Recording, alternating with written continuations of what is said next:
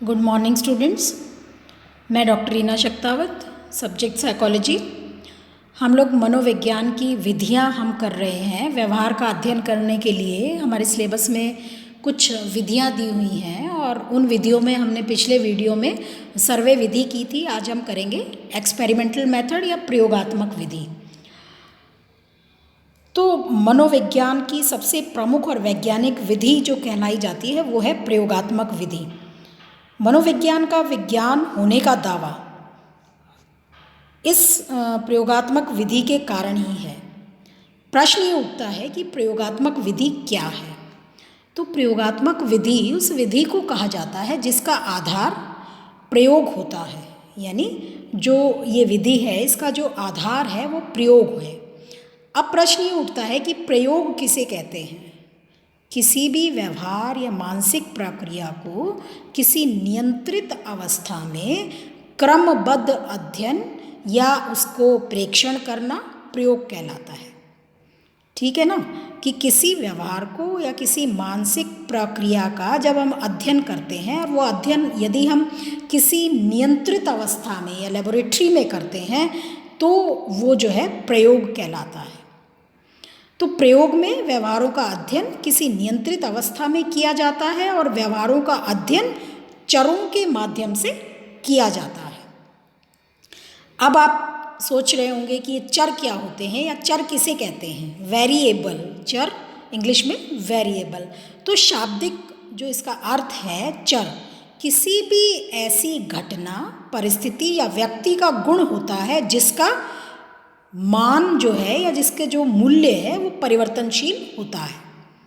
किसी भी घटना, परिस्थिति या व्यक्ति का गुण जिसका मूल्य परिवर्तनशील होता है। और वैज्ञानिक अर्थ में चर जो है वो वैसी घटना, परिस्थिति या व्यक्ति का गुण होता है जिसे मापा जा सकता है और जो परिमाणात्मक रूप से परिवर्तित होता है। जैसे उम्र है, बुद्धि है, थकान है, तो ये जो है इनको हम माप सकते हैं और इनमें परिवर्तन होता है।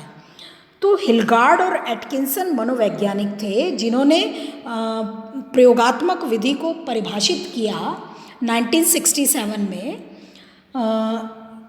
मनोविज्ञान जिन संबंधों का अध्ययन करना चाहता है वे विधि पूर्वक चर कहे जाते हैं या चर संबंध कहे जाते हैं। तो ये उन्होंने एक परिभाषा दी थी। मनोविज्ञान की जो सर्वप्रथम प्रयोगशाला थी वो वुंड मनोवैज्ञानिक ने 1879 में लिप्जिग विश्वविद्यालय में स्थापित की थी। तो बच्चों ये शॉर्ट आंसर्स के लिए आपको ध्यान रखना है कि मनोविज्ञान की प्रथम प्रयोगशाला वुंड मनोवैज्ञानिक ने 1879 में लिप्जिग विश्वविद्यालय में स्थापित की थी।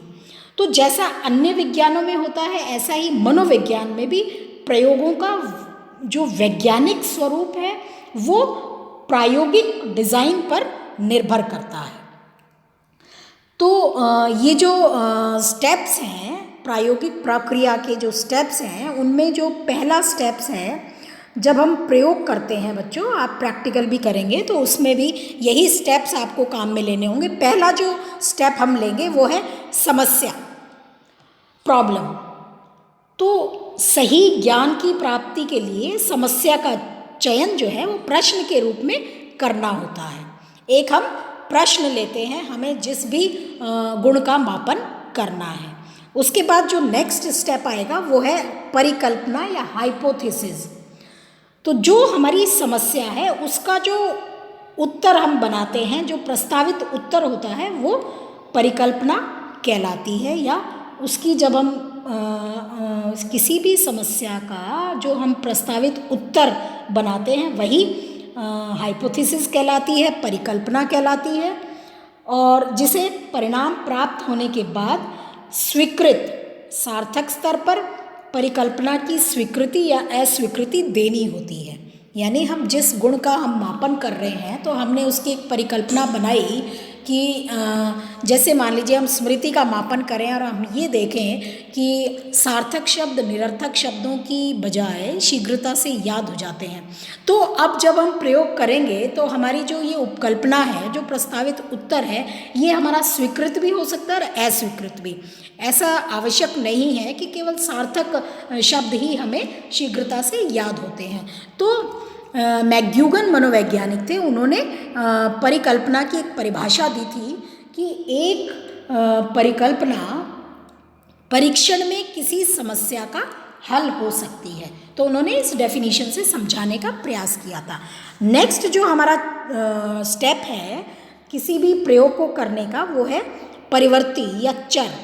तो किसी अध्ययन पर आधारित प्रायोगिक प्रक्रिया का मुख्य उद्देश्य परिकल्पना का परीक्षण करके समस्या का समाधान करना होता है। हमने जो समस्या बनाई तो उसमें जो हमारी हाइपोथेसिस हमने ली, उसका जो परीक्षण करना है ताकि हमारी समस्या का हल हो सके।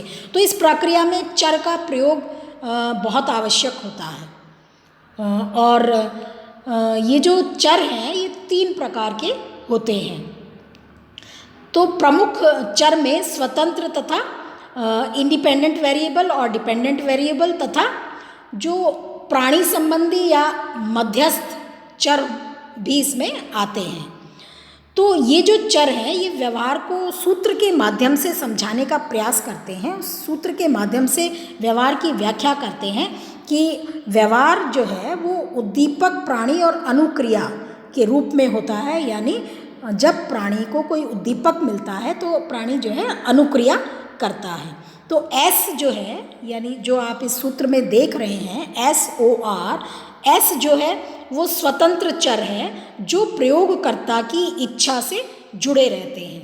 प्रयोगकर्ता की इच्छा से, जो प्रयोग कर रहा है उसकी इच्छा पर ये निर्भर होते हैं। दूसरा है ऑर्गेनिज्म, प्राणी। तो ये मध्यस्थकारी चर कहे जाते हैं। और ये जो चर होते हैं ये स्वतंत्र चर की प्रयोज्य द्वारा इच्छानुसार प्रस्तुति पर क्रियाशील होकर अपना प्रभाव छोड़ते हैं और अनुक्रिया को भिन्न भिन्न रूपों में प्रभावित करते हैं। यानी ये चर, स्वतंत्र चर, ये क्रियाशील होते हैं और प्राणी पर अपना प्रभाव छोड़ते हैं और जिसके जो प्राणी अनुक्रिया को भिन्न भिन्न रूप में उसकी अनुक्रिया को प्रभावित करते हैं। तो ये आवश्यक प्रभाव को रोकने को इन्हें नियंत्रित भी किया जाता है। तो बच्चों ये 3 तरह के चर होते हैं, स्वतंत्र चर, आश्रित चर और प्राणी चर, जिनको हम कहते हैं मध्यस्थकारी चर। उसके बाद जो 4th स्टेप है वो है चर को हम थोड़ा एक एग्जाम्पल से मैं आपको समझाना चाहूँगी। एग्जाम्पल इसमें हम ये लेंगे कि मान लीजिए एक प्रयोगकर्ता प्रयोग करके ये देखना चाहता है कि सीखने की प्रक्रिया पर पुरस्कार का प्रभाव क्या पड़ता है। इस प्रयोग में वह स्पष्टतः सीखने की प्रक्रिया के बारे में प्रेडिक्शन करना चाहता है कि सीखना का हमारे जो हम सीखते हैं उस पर पुरस्कार का क्या प्रभाव पड़ता है। तो सीखना यहाँ एक आश्रित चर का उदाहरण है, पुरस्कार यहाँ पे एक स्वतंत्र चर का उदाहरण है। क्यों? क्योंकि वो इंडिपेंडेंट है और प्रयोगकर्ता पर निर्भर होता है वो, और इसलिए पुरस्कार जो है वो एक स्वतंत्र चर है और सीखना जो है वो एक आश्रित चर है। क्यों? क्योंकि सीखना डिपेंडेंट वेरिएबल है, वो निर्भर करता है व्यक्ति के ऊपर, और पुरस्कार जो है उसको हम कम या ज़्यादा भी कर सकते हैं, मैनिपुलेशन, क्योंकि पुरस्कार में हम जोड़ तोड़ कर सकते हैं और इस जोड़ तोड़ के प्रभाव को आश्रित चर यानी सीखने की प्रक्रिया पर देखना होता है कि जो हम पुरस्कार दे रहे हैं उससे सीखने की प्रक्रिया पर क्या प्रभाव पड़ेगा। तो यही कारण है कि प्रयोग को एक ऐसी शोध प्रविधि कहा जाता है जहां प्रयोगकर्ता एक या एक से अधिक चर में जोड़ तोड़ करता है और उसका प्रभाव दूसरे चर पर देखता है। तो किसी भी स्वतंत्र चर में जोड़ तोड़ 2 तरह से किया जाता है। पहली विधि तो वो है जिसमें स्वतंत्र चर की मात्रा को हम कम या ज़्यादा या घटा या बढ़ा या उसको जोड़ तोड़ कर सकते हैं, और दूसरी विधि जिसमें स्वतंत्र चर को एक ही परिस्थिति में रखा जाता है तथा दूसरी परिस्थिति में अनुपस्थित रखा जाता है। एक परिस्थिति में तो हम उसको उपस्थित रखते हैं और दूसरी परिस्थिति में अनुपस्थित रखते हैं। तो इस उदाहरण में पुरस्कार एक स्वतंत्र चर है जिसमें जोड़ तोड़ करके प्रयोगकर्ता बच्चों को दो तुल्य समूह ले सकता है। दोनों समूह को सीखने के लिए समरूप पाठ दिया जाएगा, परंतु एक समूह प्रयोगकर्ता जल्द ही सीखने पर बड़ा पुरस्कार यानी उसको 100 रुपये की घोषणा करता है तथा दूसरे समूह को जल्द सीखने वालों को छोटा इनाम या 10-10 रुपये की घोषणा मान लीजिए वो करता है। तो यहाँ स्वतंत्र चर पुरस्कार दोनों समूह में उपस्थित है, ठीक है, परंतु उसकी मात्रा को घटा बढ़ा दिया गया है। अतः यहाँ स्वतंत्र चर में जोड़ तोड़ उसकी मात्रा में कम या अधिकता करके की गई है। और ऐसा भी हो सकता है कि वह एक समूह में जल्दी सीखने वाले के लिए तो पुरस्कार की घोषणा करे, लेकिन दूसरे समूह में ऐसी कोई घोषणा ना करे और प्रयोज्य को जल्द से जल्द पाठ को याद करने के लिए कहे। तो यहाँ जो स्वतंत्र चर पुरस्कार है उसमें जोड़ तोड़ करके एक समूह में उपस्थित कर तथा दूसरे समूह में अनुपस्थित किया जा रहा है। तो जिस समूह में स्वतंत्र चर उपस्थित है उसे प्रयोगात्मक समूह और जिसमें स्वतंत्र चर अनुपस्थित है उसे हम नियंत्रित समूह कहते हैं। तो इस उदाहरण में दोनों समूह को तुल्य रखा जाता है, समान रखा जाता है। इस प्रश्न का जवाब देने के लिए ये भी बताना हम उचित समझते हैं कि तुल्य से मतलब क्या होता है, यानी दो समूह उस समय तुल्य कहे जाएंगे जब दोनों समूह उम्र, बुद्धि, सेक्स आदि से एक जैसे हों। तो इन दोनों समूह को तुल्य इसलिए रखा गया क्योंकि ऐसा नहीं होने पर जो आश्रित चर है यानी सीखने की प्रक्रिया उम्र में अंतर, बुद्धि या सेक्स में अंतर से प्रभावित हो सकती है। तो इन चरों के प्रभाव को प्रयोगकर्ता अध्ययन नहीं कर रहा, दोनों समूहों को इन चरों पर तुल्य बनाकर ही उसके पड़ने वाले प्रभाव को नियंत्रित कर दिया जाता है। तो इन सबको नियंत्रित चर या संगत चर भी हम कहते हैं। तो ये जो उदाहरण है इसमें यदि पुरस्कार पाने वाला समूह पुरस्कार नहीं पाने वाले समूह की अपेक्षा तेजी से पाठ को सीखता है तो प्रयोगकर्ता इस निष्कर्ष पर पहुंचता है कि पुरस्कार देने से सीखने की गति तीव्र होती है। तो बच्चों ये जो एग्जाम्पल है इससे आपको क्लियर हुआ होगा कि हम किस तरह से मनोविज्ञान में जो है प्रयोग करते हैं और किस तरह से चरों का प्रभाव हम कौन से चर यानी गुण, कौन से गुण हम लेते हैं, किस चीज़ का हम मापन करते हैं और उस चर का दूसरे चर पर क्या प्रभाव पड़ता है, ये हम जो है चर के आधार पर हम देखते हैं। तो फोर्थ जो स्टेप है वो है प्रयोगात्मक डिज़ाइन यानी एक्सपेरिमेंटल डिज़ाइन।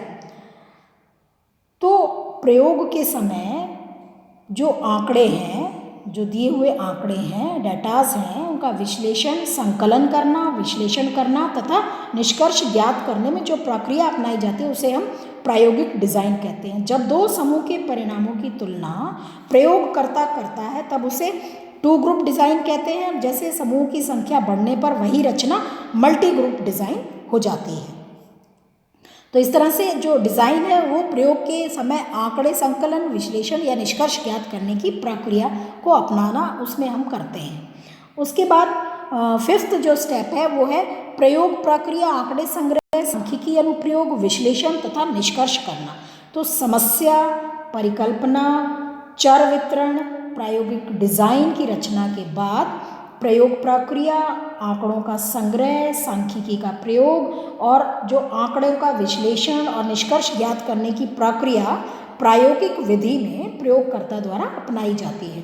और प्रयोगकर्ता द्वारा प्रयोग प्रक्रिया में आवश्यक निर्देश के बाद स्वतंत्र चर का प्रस्तुतिकरण, आश्रित चर के रूप में आंकड़ों का संकलन के पूर्व मध्यस्थ चर का नियंत्रण आदि के बाद आंकड़ों का विश्लेषण जिसमें सांख्यिकी का प्रयोग किया जाता है, गणना करके शून्य परिकल्पना की स्वीकृति या अस्वीकृति या प्रयोग के निष्कर्ष, इन सभी को जन्म देते हैं। तो इस तरह से ये 5 स्टेप्स हैं जिसके आधार पर हम प्रयोग करते हैं। तो पहले हम कोई समस्या लेते हैं जब भी हम प्रयोग करते हैं या किसी गुण का मापन करते हैं, फिर हम उसकी एक उपकल्पना बनाते हैं, उपकल्पना के बाद हम चर निर्धारित करते हैं, उसके बाद हम जो है एक डिज़ाइन बनाते हैं कि हमें प्रयोग में किस तरह से आंकड़े इकट्ठे करने हैं, विश्लेषण करना है, किस तरह से जो है सांख्यिकी का प्रयोग करना है, निष्कर्ष निकालने हैं। उसके बाद प्रयोग प्रक्रिया हम शुरू करते हैं, आंकड़ों का संग्रह करते हैं, फिर सांख्यिकी का प्रयोग करते हैं, फिर हम हमारे जो आंकड़े आते हैं उनका विश्लेषण और निष्कर्ष हम करते हैं। तो बच्चों जब प्रैक्टिकल करेंगे तब हम ये डिटेल में करेंगे। उसके बाद है उद्देश्य। तो जो प्रयोगात्मक विधि है उसके कुछ उद्देश्य हैं।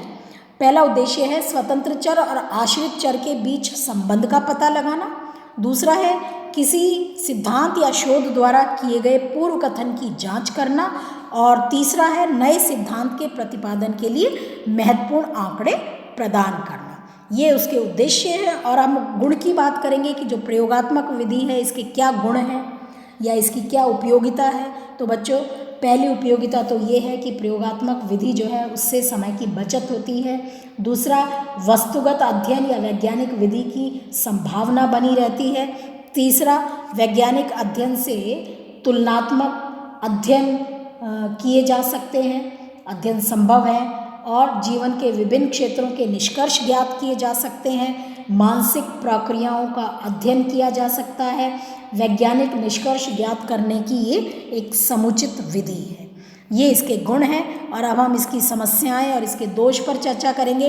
तो जो इसकी समस्याएं हैं उसमें अधिक धन की आवश्यकता पड़ती है, प्रयोगशाला बनानी पड़ेगी तो उसके लिए हमें धन चाहिए।